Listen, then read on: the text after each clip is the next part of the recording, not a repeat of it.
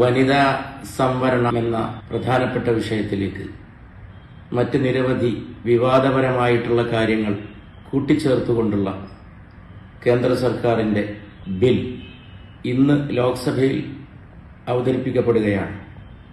പ്രതിപക്ഷം ശക്തമായ എതിർപ്പാണ് ഈ നിയമനിർമ്മാണത്തോട് ഇതിനകം തന്നെ പ്രകടിപ്പിച്ചിട്ടുള്ളത്. വനിതാ സംവരണം എന്ന വിഷയത്തോട് പ്രതിപക്ഷത്തിന് എതിർപ്പില്ലെന്ന് മാത്രമല്ല, ഇന്ത്യൻ യൂണിയൻ മുസ്ലിം ലീഗ് അടക്കമുള്ള പ്രതിപക്ഷ പാർട്ടികൾ ഒന്നടങ്കം അംഗീകരിച്ചതാണ്. അത് നേരത്തെ അവതരിപ്പിക്കപ്പെട്ടപ്പോൾ പിന്തുണച്ചതാണ്. ഇപ്പോൾ ഇത്ര വലിയ വിവാദവും അഭിപ്രായ വ്യത്യാസവും ആക്ഷേപങ്ങളും ഉണ്ടാക്കിയിട്ടുള്ളത് അതിൽ വെള്ളം ചേർത്തുകൊണ്ട് നമ്മുടെ ജനാധിപത്യ ക്രമത്തിന്റെ അടിസ്ഥാനത്തിന് തന്നെ തകരാറുണ്ടാക്കുന്ന രീതിയിൽ, ആ അടിസ്ഥാനങ്ങളെ തകർക്കുന്ന രീതിയിലുള്ള ഒട്ടേറെ വിഷയങ്ങളാണ് ഇതിനകത്ത് ഒളിപ്പിച്ചു വെച്ചിട്ടുള്ളത്.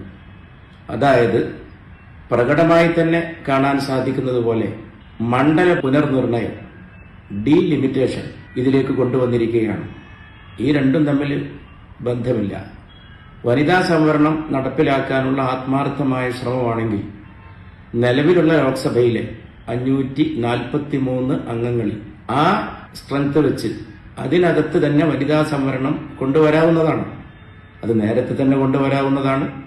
അതിന് പ്രതിപക്ഷം പിന്തുണ നൽകിയതുമാണ്. പക്ഷെ ഇപ്പോൾ ലോക്സഭയിലെ സീറ്റ് ഗണ്യമായി വർദ്ധിപ്പിക്കുന്ന നിയമനിർമ്മാണമാണ് കേന്ദ്ര സർക്കാർ കൊണ്ടുവന്നിട്ടുള്ളത്. അങ്ങനെ വരുമ്പോൾ സ്വാഭാവികമായി നമുക്കൊക്കെ മനസ്സിലാക്കാൻ സാധിക്കുന്നത് പോലെ സംസ്ഥാനങ്ങളുടെ ആനുപാതിക പ്രാതിനിധ്യം നഷ്ടപ്പെടും. പല സംസ്ഥാനങ്ങളിലും ഈ മണ്ഡല പുനർനിർണയം കേന്ദ്ര സർക്കാർ ഉദ്ദേശിച്ചതുപോലെ നടപ്പിലാക്കുകയാണെങ്കിൽ ഉണ്ടായിത്തീരുന്നത് ചില സംസ്ഥാനങ്ങളിൽ ഇരട്ടി അഥവാ ഇരട്ടിയോളം സീറ്റുകൾ വർദ്ധിക്കും. കേരളമടക്കമുള്ള ദക്ഷിണേന്ത്യൻ സംസ്ഥാനങ്ങളുടെ ഇപ്പോഴുള്ള ലോക്സഭയിലെ സീറ്റുകളുടെ എണ്ണം പോലും കുറയും. അങ്ങനെയാണ് ഇതിന്റെ ഗണിതശാസ്ത്രം. ഈ ഗണിതശാസ്ത്രം ജനാധിപത്യത്തിന്റെ അസ്ഥിവാരത്തെ തകർക്കും. 30% GDP ആഭ്യന്തര ഉൽപാദനത്തിൽ ദക്ഷിണേന്ത്യൻ സംസ്ഥാനങ്ങളുടെ സംഭാവന. അതേസമയം 20% ജനസംഖ്യയിലുള്ളൂ. ജനസംഖ്യാടിസ്ഥാനത്തിൽ പ്രാതിനിധ്യം വരുമ്പോൾ സ്വാഭാവികമാണ് ദക്ഷിണേന്ത്യയുടെ പങ്കാളിത്തം നമ്മുടെ ജനാധിപത്യ സംവിധാനത്തിൽ കുറയും, ഗണ്യമായിട്ട് കുറയും. മറ്റു സംസ്ഥാനങ്ങളുടേത് ഗണ്യമായി വർദ്ധിക്കുകയും ചെയ്യും. ഇത് നമ്മുടെ ജനാധിപത്യത്തിന്റെ വൈവിധ്യത്തെ, അതിന്റെ ബഹുസ്വരതയെ വളരെ ഹാനികരമായിട്ട് ബാധിക്കും എന്നുള്ളത് വളരെ വ്യക്തമാണ്. ഒക്കെ ഇരിക്കട്ടെ, ഭരണഘടന വിഭാവനം ചെയ്യുന്ന ഫെഡറലിസം അടുത്ത കാലത്തായിട്ട് കേന്ദ്ര സർക്കാരിന്റെ പല നയങ്ങളും സമീപനങ്ങളും നടപടിക്രമങ്ങളും സംസ്ഥാനങ്ങൾക്കിടയിലുള്ള ഭരണഘടനയുടെ അന്തസ്സത്തയായിട്ടുള്ള എല്ലാ സംസ്ഥാനങ്ങളെയും ഒരുപോലെ പരിഗണിച്ചു പോകാൻ നിർബന്ധിക്കുന്ന, അതിന് വ്യവസ്ഥ ചെയ്യുന്ന ഫെഡറലിസത്തെ തന്നെ തകർക്കും. അതിന്റെ അടിസ്ഥാനം തന്നെ ഇല്ലാതായിത്തീരും. ദക്ഷിണേന്ത്യൻ സംസ്ഥാനങ്ങളുടെ ശബ്ദം, ദക്ഷിണേന്ത്യൻ സംസ്ഥാനങ്ങളുടെ അഭിപ്രായങ്ങൾ, അതൊക്കെ നമ്മുടെ ജനാധിപത്യ സംവിധാനത്തിൽ ഉത്തരേന്ത്യൻ സംസ്ഥാനങ്ങളെ പോലെ തന്നെ പ്രധാനമാണ്. എന്നാൽ ദക്ഷിണേന്ത്യയുടെ ശക്തി, ദക്ഷിണേന്ത്യയുടെ ശബ്ദം അതില്ലാതാക്കി അടുത്ത തെരഞ്ഞെടുപ്പിൽ തങ്ങളുടേതായ ഒരു സംവിധാനം ഒരുക്കുന്നതിനുള്ള ശ്രമമാണ് ഇതിലൂടെ കേന്ദ്ര സർക്കാർ നടത്തുന്നത് എന്ന ആക്ഷേപം വളരെ ന്യായമാണ്. ആ ആക്ഷേപം ഉള്ളതുകൊണ്ടാണ് പ്രതിപക്ഷം ഈ നിയമനിർമ്മാണത്തെ ശക്തമായിട്ട് എതിർക്കാൻ തീരുമാനമെടുത്തിട്ടുള്ളത്.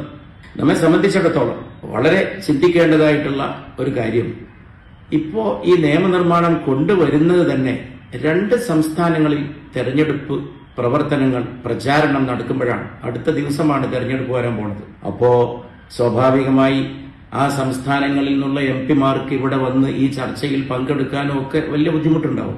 അവരും കൂടി വേണമല്ലോ, എല്ലാവരും വേണം.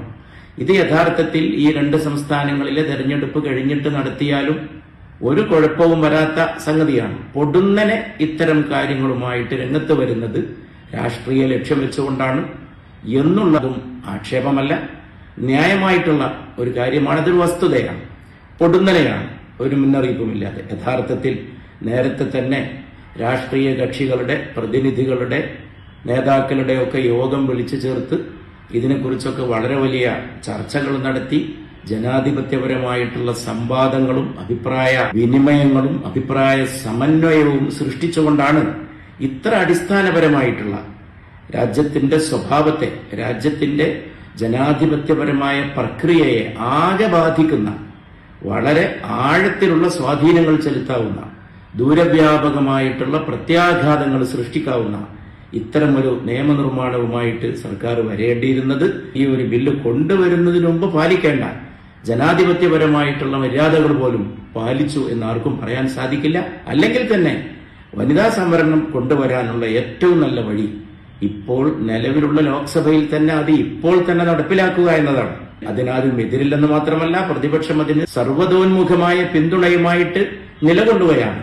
അതിന് പകരം ഈ 543 സീറ്റ് 850ഓളം ഉയർത്തുക വഴി ഉണ്ടായിത്തീരുന്നത് ജനാധിപത്യ പ്രക്രിയയെ ആകെ അട്ടിമറിക്കുന്ന ഒരു പ്രവർത്തനമായിരിക്കും.